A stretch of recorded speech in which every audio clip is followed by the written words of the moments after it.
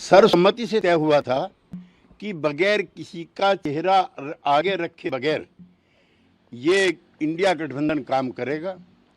पहली शाम को श्री केजरीवाल जी के आवास पर जब ममता बनर्जी गई थी तो उन्होंने बाहर आकर के प्रेस से कहा था कि कल की बैठक में किसी का नाम प्रस्तावित नहीं होगा। कांग्रेस के उसी कॉकस ने एक साजिश के तहत ममता बनर्जी के द्वारा उनका नाम सुझाया गया। यद्यपि श्री खड़गे जी ने बाद में उसको खुद ही अस्वीकार कर दिया।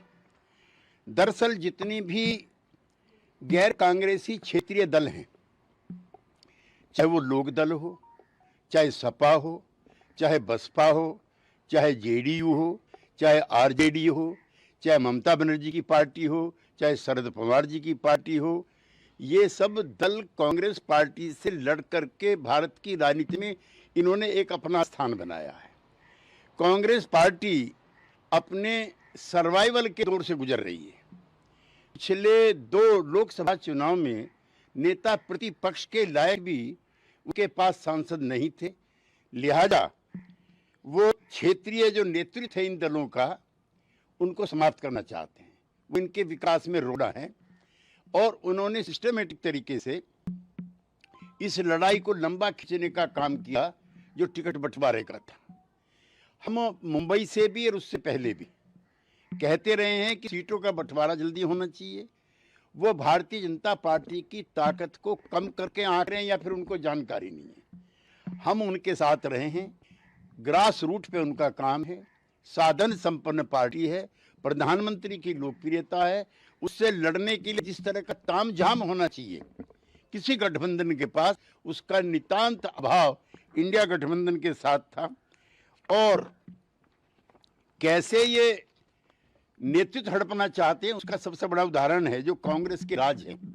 हरियाणा, हिमाचल, उत्तराखंड, राजस्थान, मध्य प्रदेश, छत्तीसगढ़, तेलंगाना, कर्नाटक और आसाम में किसी भी पार्टी के साथ सीटों की कोई तालमेल नहीं होगी। यहां पर कांग्रेस पार्टी अकेले लड़ेगी और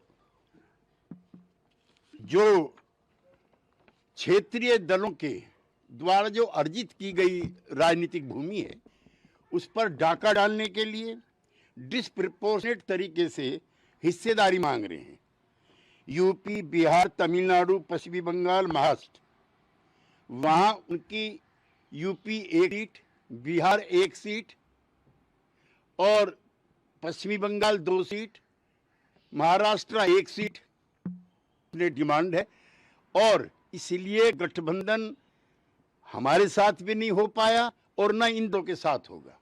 मैं श्री अखिलेश यादव जी के उस बयान से सहमति रखता हूं जिसमें उन्होंने कहा है कि वार्ता पहले से ही शुरू करके सीटों की तामील पर करनी चाहिए थी। हम संयुक्त लोकदल में रहे हैं, जनता दल में रहे हैं, सपा भी जिसमें हिस्से थी।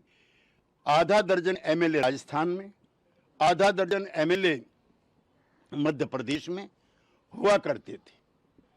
हरियाणा में, पश्चिमी यूपी में तमाम लोक दल का राजकाज हुआ करता था। लेकिन कांग्रेस पार्टी का नेतृत्व सबको नीचा दिखा करके इसको हड़पना चाहता है।